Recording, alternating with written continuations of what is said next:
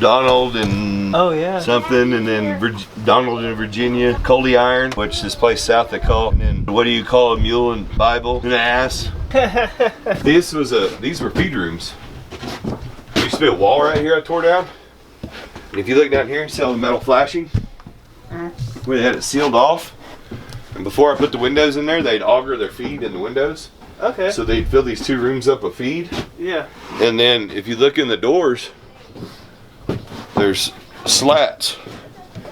And I still have them, and they were boards. So when they would feed, this trough went plumb across here first. So you could have 2, 4, you can have 6 horses in here at once. You see the holes drilled in the wood. You tie them up and feed them. And then that big hook up there, they'd hang harnesses on. And I've still got part of them harnesses. But so when they would feed, they'd come in here and this was stacked up. They'd take their buckets, and as they bucketed the feed out, they'd take a slat out and slat and feed. That's cool. And then I've got a little, when I tore this all apart, I found a little bitty anvil in this trough, but I turned it around, and like I said, we redid it, and naturally is when lumber went through the roof and it got really expensive. I tried to leave some of the old light fixtures just because they were cool. Yeah. But yeah, we turned it in a saddle house, and then this is gonna come my little fridge, feed, you know, all our leggings that I've owned over the years, had built for me. This stuff? You know, Brandon irons. These are just electric ones, mine, but I have a bar out there. I used to make the joke all the time, it's Colt minus Dewey. That's really CD bar. It's always Colt minus Dewey. That's funny. And then different ropes and everything we use, bull whips. These bits, I got 2 of these. I took that bit at John Israel, and they were made for me, and that old man will sell them. He'll made it for me for $150. You throw that bit on the internet, it's a $1,200 Yeah, I was bit. gonna say that's not bad at all. No, it's a $1,200 bit. Yeah, that's just because he's made. Give you a deal. No, he builds them for that. That's what he's built them for. He's in the 70s, and he's built. They're all over the world, these bits, and it's called a Mullins mouthpiece. And then like this guy, BEI corn, that was built off an Amish bit, and you could tie their mouth shut going that way, and that's called a dog bone mouthpiece. He's dead now. He's Lingabe, so he's still alive. But there's more money in this barn than there probably is in my house. This one I had built for Maggie, little fat unicorn on it. I can't remember who built that one. I think it's just a cheap one. And then these are the ones we use all the time. Like this is a guy in how you say Tucumcari, Mexico. Tucumcari, yeah. Yeah. So his name is Ralph Lopez, and I commissioned him to build me a bit. Well, he just all of a sudden quit building bits. But each one of them inlays are engraved, all them silver inlays. Wow. There's a lot of people want that bit off of me.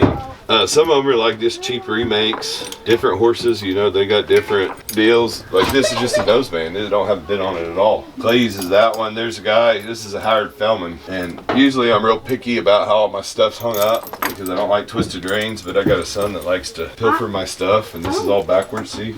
I don't touch reins. That makes me mad. But you know, buckles customs to the dog hanging off the bull, and then it's a Howard Fellman. They call that a lifesaver. It's all handmade. This is a lifesaver too. And that's another Howard Fellman I bought. These are the 2 bits I ride all the time. That guy's name's Wiggins. You know, a lot of this stuff is, like I said, that's 15 years ago. I think I give $300 for that, maybe $375 for that.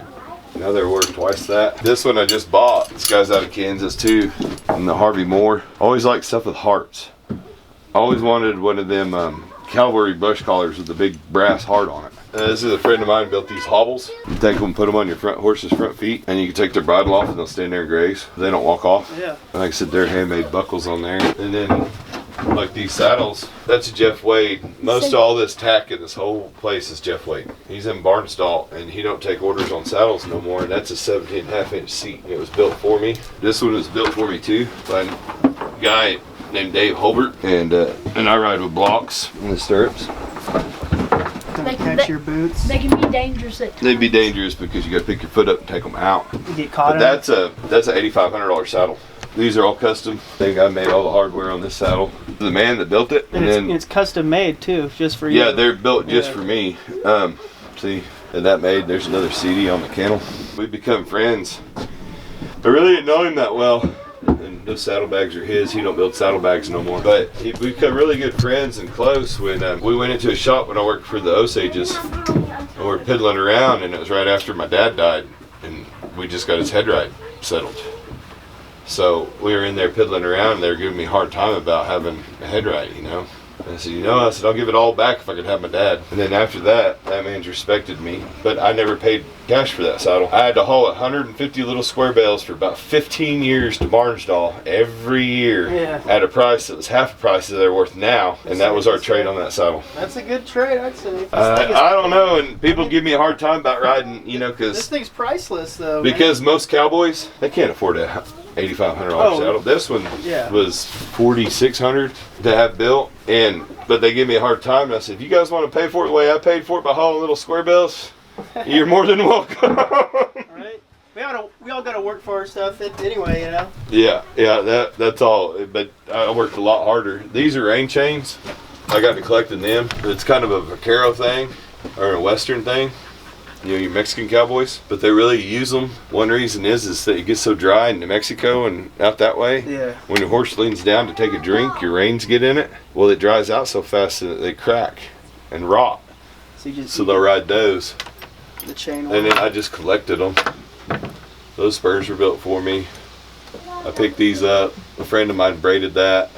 I bought those, there's just always like custom stuff. Custom stuff. That's mule hide, horn wrap. I got pig skin. That's mule hide. That's elk hide. And see, we wrap our horns in it. And then sometimes. Why do you do that? Some people like it. For me, I like to slide rope after I dally. Like when your horse goes to pulling, you've roped something.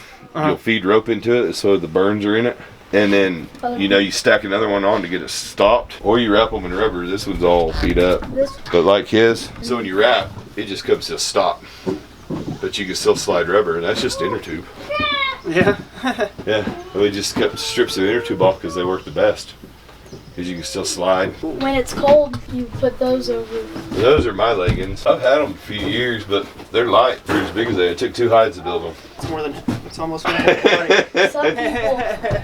But, these are shotguns, so they fit tighter. And then... That zipper, some people like to have it, like Clay's, his were step-throughs at one time. We had to make them bigger. And then some people, there's different sizes. There's bat wings. They have what they call Arizona Bell. Just different parts of the world. And then this is all up. It's $80 for those. What are these? Reins. But see, those are oiled and used. They're brand new. Yeah. I'll take them, and they're weighted. One end's heavier than the other, but I'll take them. And there's a crock pot over there, a little basketball one. I'll cool them up, but it needs to put oil in there, and I'll turn that crock pot on for a couple days where that oil really soaks in there. And then I'll take them out to the shop, and I'll take me a needle, and I'll run me a needle through there, a couple pieces of sinew, where you have a loop, and I'll hang them up, and I'll stretch them, and I'll get 4 or 5 inches out of them, make them longer. Yeah. And then all that oil, after so many days, you just go out there and wipe more oil on it. And I add a brick to it, and add a brick to it, and add a brick to it. Stretch it out. And it stretches it, makes them thinner, where they feel good in your hands. And even though I have big hands, I prefer the smaller reins. See, Yeah, those are thick. Yeah, these ones are thick. Where's that? Yeah, those ones. Oh, damn, yeah. Here's a pair of braided reins. I loaned them to Dewey and he broke them.